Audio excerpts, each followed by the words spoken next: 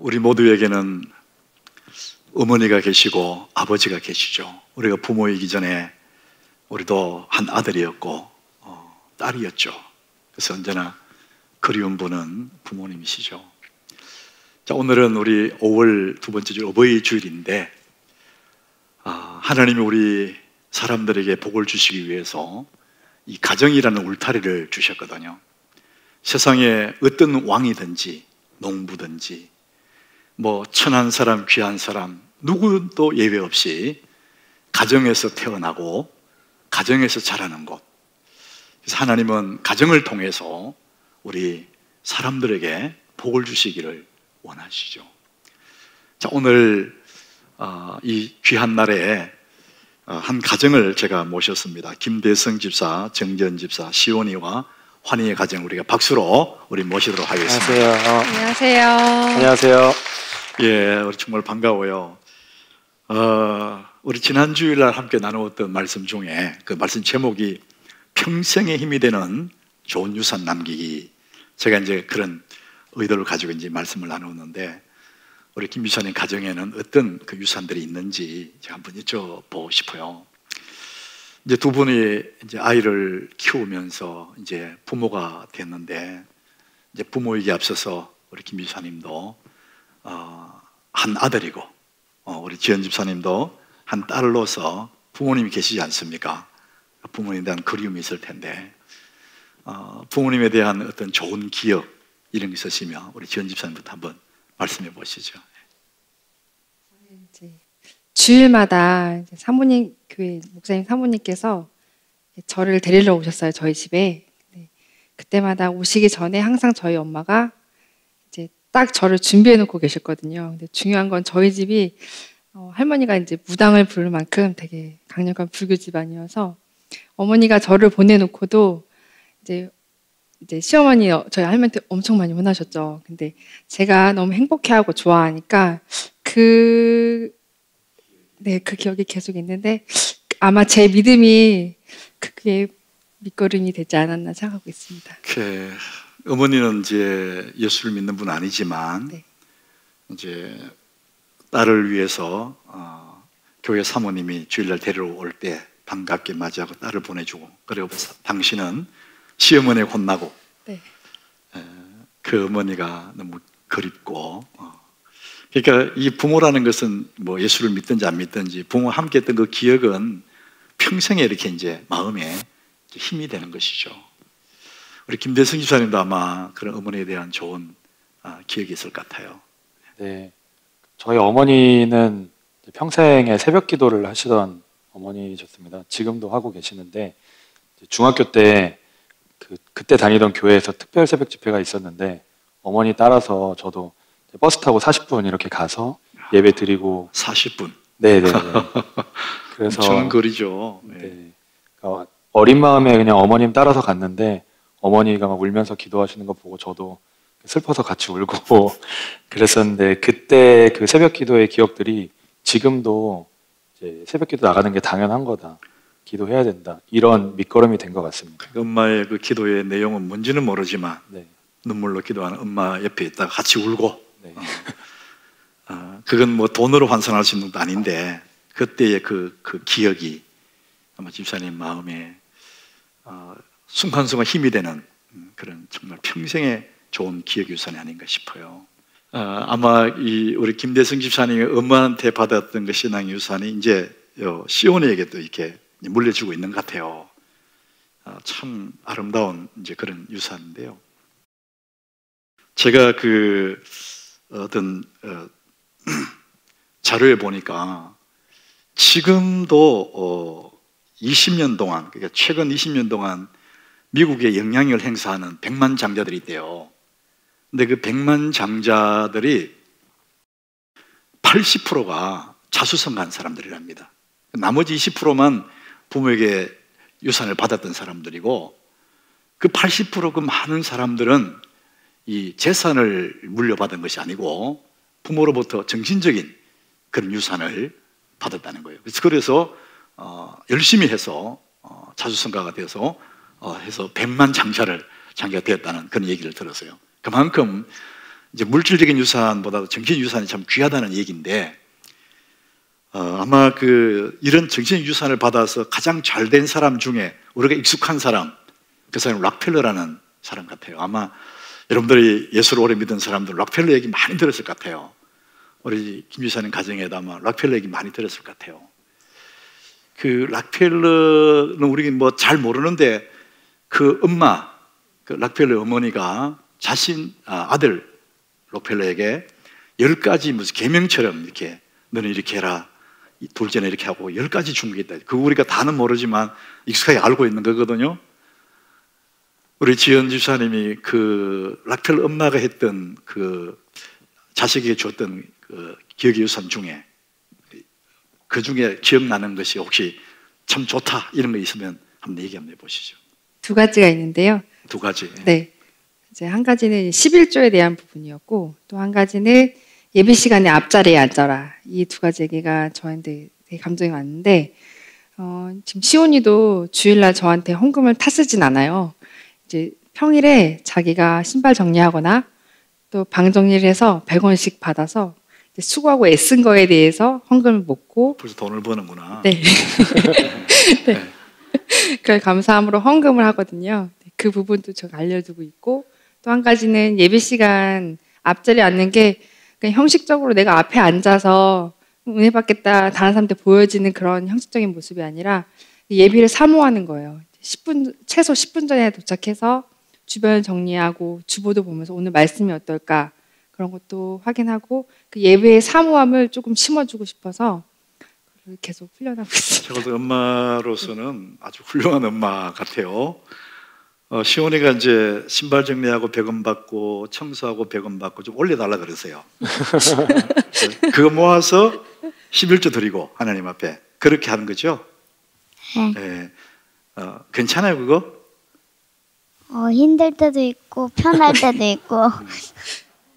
그렇게 힘겹게 이제 돈을 모았는데 거기서 11조를 낼 때 어땠어요 기분이? 뭔가 내가 이렇게 일을 하면 이제 11조를 하나님께 내구나 그런 생각? 이게 참 엄마가 주어서 나누는 것보다 본인이 이제 수고하게 하고 정말 좋은 어떤 하나의 그 자녀 교육의 팁이 아닌가 싶기도 하고요. 앞자리에 앉는 것 자체보다도 사모하게 하는 그 마음을 록펠러 엄마보다도 더 훌륭하지 않을까. 우리 김대성 집사님도 아마 부모로서 이 시온이와 환희 아들 딸에게 록펠러의 그 엄마처럼 뭐 주고 싶은 뭐가 있을 것 같아요. 뭐가 어떤 게 있습니까? 우선은 그 10가지 어머니의 이제 말씀 중에는 제가 제일 마음에 남았던 건 힘들어도 본교회 가서 예배를 드려라. 이 부분이 저는 굉장히 마음에 와닿았는데요. 제가 어렸을 때부터 교회에 보면 이제 믿음의 명문 가정을 이루신 분들을 보면 오랜 시간 동안 한 교회에서 수대에 걸쳐서 섬기시는 분들을 봤는데, 현실적으로 저는 이제 이사도 많이 다니고 또 지방에 있다가 대학교 때 독립해서 올라오면서 그 부분이 좀 어려웠었습니다. 근데 제가 이제 하남교회에서 저희 아이들에게 주고 싶은 거는, 이제는 제가 의지로 옮기지 않는 이상 여기를 계속 다니는 거니까 아이들도 여기서 쭉 신앙생활하고 자라서 그 신앙의 유산을 물려받는 거를 저희 아이들에게 좀 주고 싶습니다. 야, 그게 이 목사가 제일 바라는 거거든요. 그러니까 내 대에 하나님교회에서 늙고 자식 세대가 여기서도 자라가고, 이게 너무 좋은 거거든요. 이제 신앙의 어떤 그 가풍이 흘러가는 거고 한 교회에서 섬겨가는 거. 그래서 말씀처럼 요즘 이 시대가 참 게 다양한 시대이기 때문에 그렇게 몇 세대가 흘러가면서 한 교회에 섬기는 게 쉽지는 않아요. 근데 마음을 먹으면 내가 봐서 할 수 있을 것 같아요. 어쩔 수 없는 상황에서 뭐 혹시 떠나갈 수 있다 할지라도 마음은 내가 이 교회가 내 삶의 마지막 교회다. 이제 그렇게 생각하시면은 그 마음 자세 자체가 벌써 너무 교회가 사랑스럽고 그렇게 될 것 같아요. 너무 감사해요. 오늘 우리 짧은 시간이지만 우리 귀한 믿음의 가정의 가족들을 모셔서 이 가정에 흘러가는 어떤 신앙의 이야기를 나누게 돼서 너무 감사하고 본인들이 꿈꾸는 것처럼 주님의 푸른 숲이 이 가정이 이루어지기를 축복합니다. 감사합니다. 네, 그렇게 되기를 바랍니다. 우리 박수 한번 주시기 바랍니다. 정말 감사합니다. 하나님은 좋은 가정에 복을 약속하셨어요. 여러분, 큰 집에 살아야 복 받는 게 아니고 복된 가정, 좋은 가정을 이룰 때 하나님은 거기에 복을 약속하셨습니다. 우리들이 바라는, 여러분 오늘 여기 예배 온 여러분 모든 사람들이 모두가 바라는 것, 잘 되는 것, 복 받는 것 이런 거잖아요. 근데 정말 잘 되는 그 복이 있는 곳은 가정이거든요. 하나님은 이 복된 가정에 복을 약속하셨어요. 오늘 우리 에베소서 6장 1절부터 3절까지 읽었는데 그 1절부터 말씀 내용이 그거예요. 우리 같이 한번 1절부터 한번 읽어보겠습니다. 자녀들아, 주 안에서 너희 부모에게 순종하라. 이것이 옳으니라. 내 아버지와 어머니를 공경하라. 이것은 약속이 있는 첫 계명이니 이로써 네가 잘되고 땅에서 장수하리라. 자, 여기서 이로써 있잖아요. 1절, 2절을 합해서 이로써 부모님을 공경하고 순종하면은 이것으로 네가 잘되고 땅에서 장수하리라. 그러니까 우리가 잘되는 길이 어디 있느냐 하면은 가정에 있다는 겁니다. 이게 비밀이라는 거죠. 여러분, 하나님은 분명하게 우리에게 약속하셨어요. 부모님에게 순종하고 공경하는 그 사람, 그 가정에 잘되고 장수하는 복을 약속하셨습니다. 근데 여러분 1절에 보니까 이런 말씀을 해요. 잘되고 우리가 장수하는데 1절에 이렇게 말, 자녀들아 주 안에서 너희 부모에게 순종하라 이렇게 말을 해요. 만약에 하나님이 자녀들아 너희 부모에게 큰 집을 사드려라 이렇게 말하면 아마 우리는 몇 사람 외에는 못할 수도 있어요. 내 부모에게 세계 일주 여행을 시켜드려라 이러면은 우리가 못할 사람 많습니다. 그러면 복음이 아니죠.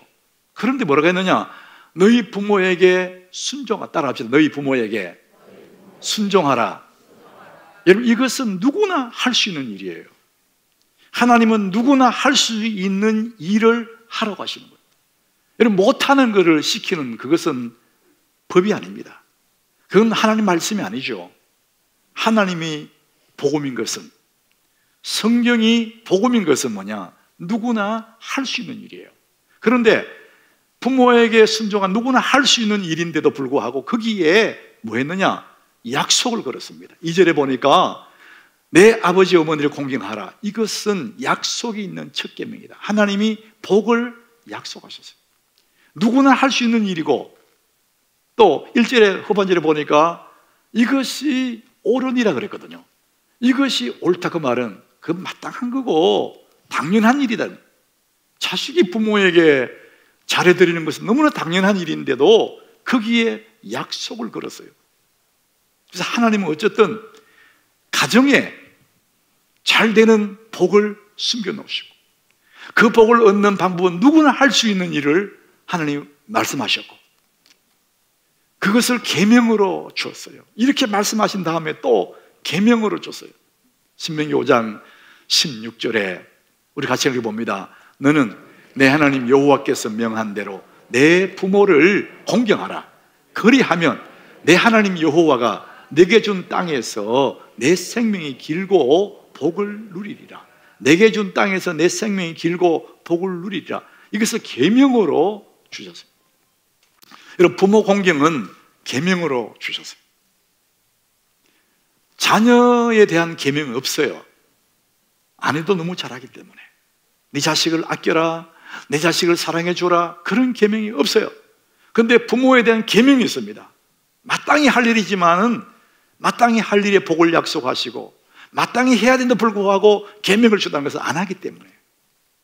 나는 부모님 섬겼는데 마땅히 할 일을 했는데 복을 하나님 주신다는 거예요. 할 일을 했는데 하나님 복까지 약속하시면서 계명까지 주시면서 우리에게 부모님을 공경하라 그럽니다. 이유는 딱 한 가지죠. 네가 복을 받기 위해서. 근데 여러분, 우리가 사는 이 시대는 참 슬픈 시대인데 부모에 대한 권위, 윗사람에 대한 존경, 이것이 사라집니다. 차별 금지, 인권, 들어보면 굉장히 좋은 말이거든요. 다 똑같다는 거예요. 수평적으로 너와 나 수평적이라는 겁니다. 그래서 참 좋은 말 같은데, 그러나 여러분, 부모님에 대한 권위를 우리가 인정하지 않으면, 우리 권위를 파괴해버리면 질서가 무너지는 거예요. 부모님이 잘나도 못나도 날 낳아주신 부모님이기 때문에 부모님을 존중하고 권위를 인정해야 가정의 질서가 서는데, 이것을 무너뜨리는 시대가 이 시대입니다. 여러분, 우리가 권위주의는 배겨야 되지만은 권위를 인정하는 겁니다. 부모의 그 권위, 부모님이기 때문에 우리 권위를 인정하는 것이죠. 그것이 부모를 존중하는 것이고 부모를 공경하는 것이고, 거기에 하나님은 약속하셨습니다. 약속은 지켜야 비로소 얻게 되는 것이죠. 약속을 파괴하면 결과는 없는 거잖아요. 하나님이 네가 잘되고 복을 받는다 약속하셨어요. 오늘 그 약속을 지키면은 그 약속이 내 것이 되는 것이죠. 그 약속은 누구나 할 수 있는 일이고 당연히 할 수 있는 일을 하나님 우리에게 말씀하셨어요. 내 부모를 공경하라는 거예요. 내 부모를 효도하라는 것이죠. 저는 우리 하남교회 성도들 모두가 잘 되기를 바라요. 여러분, 잘 되기 바랍니다. 이게 목사의 마음뿐만 아니라 우리 하나님의 마음이에요. 여러분 부모의 마음도 똑같습니다. 우리 자녀들이 잘 되는 거거든요. 우리는 모두 부모이기 전에 자식이지 않습니까? 그러니까 우리 모두가 다 잘 되는 길은 가정에 있고, 그 가정의 부모님의 그 고마움을 공경하고 순종하는 거라는 것이죠. 그 약속을 지키면 그게 이루어진다는 것이죠. 자, 그러면은 여러분, 부모님을 공경해라, 부모님께 순종해라, 좀 막연한 것 같은데, 저는 목사로서 우리 성도들이 진짜 이 복을, 그 약속을 얻게 하기 위해서 구체적으로 여러분에게 부모의 효도하는 방법 3가지를 말씀드리겠습니다. 여러분, 이 3가지를 해보세요. 첫 번째, 부모님을 가장 효도하는, 가장 좋은 효도는 부모님 영혼을 구원받게 복음을 전해주는 겁니다. 소고기 10건을 사다 드려도 그 부모님 그거 드시고 구원받지 못하면은 이 다음에 우리가 하늘나라 갔을 때 거기서 그 부모님 볼 수가 없어요. 여러분, 옷 10벌을 사준다 할지라도 부모 영혼이 구원받는 것이 훨씬 더 중요합니다. 그래서 진짜 훌륭한 자식은 부모님에게 예수 그리스도의 복음을 전해서 그 영혼이 구원받게 하는 것이 첫 번째 최고의 효도입니다. 자, 두 번째 효도가 있습니다.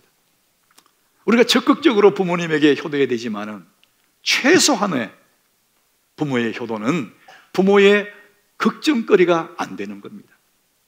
부모의 염려거리, 근심거리가 되지 말라는 거예요. 그것만 해도 부모에게 효도하는 겁니다. 여러분, 모든 그 부모들은 나는 괜찮으니까 너희들 잘 살아라 그거든요. 걱정 끼치지 말라는 거예요. 근데 평생 부모의 마음에 짐을 안겨드리고 걱정거리들이 많거든요. 뭐 잘해도 부모는 원래 걱정합니다. 그러나 자식된 도리로서 부모에게 효도하는 두 번째는 부모의 걱정거리 안 시키는 겁니다. 잘 사는 거예요. 자, 세 번째, 부모에게 효도하는 성경적인 효도가 있습니다.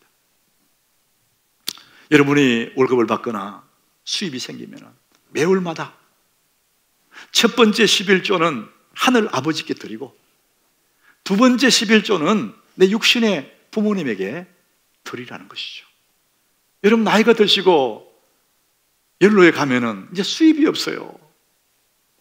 자식이 부모를 공경하는 건 너무나 당연한 거거든요. 물질로 부모님을 공경해야 됩니다. 근데 그걸 안 하는 분들이 많아요.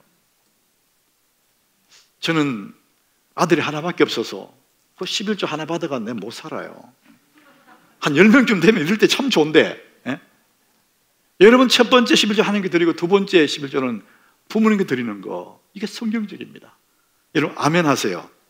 우리 하남교회 모든 교우들은 그렇게 할 때 여러분이 성경의 약속대로 복을 받는 것이죠.